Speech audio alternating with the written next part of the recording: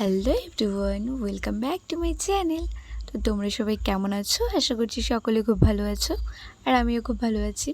তো আজকে ছিল সানডে, কিন্তু তাও আমার কোনো ছুটি ছিল না, তাই আমি সকাল সকাল চলে এসেছিলাম পড়াতে।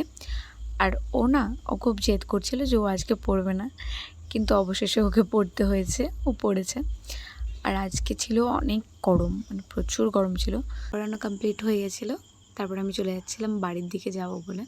আর দেখো মাঠ পুরো ফাঁকা, দেখো এত রোদ, এত গরম, কি বলবো, একটা কাক পক্ষীও নেই আশেপাশে, এত রোদ।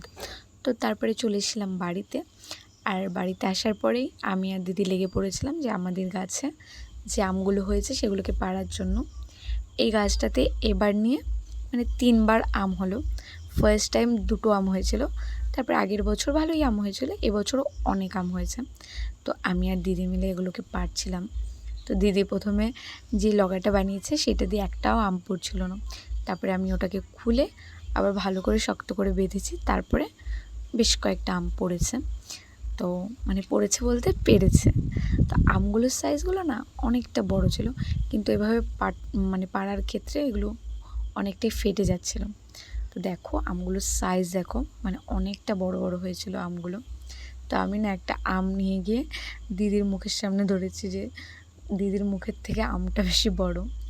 তো দিদি এখানে আমাকে সরিয়ে দিয়েছিল, মানে আমগুলো দেখছো তো কত বড় বড়। তো দিদি এখানে আমাকে মারছিল লগা দিয়ে।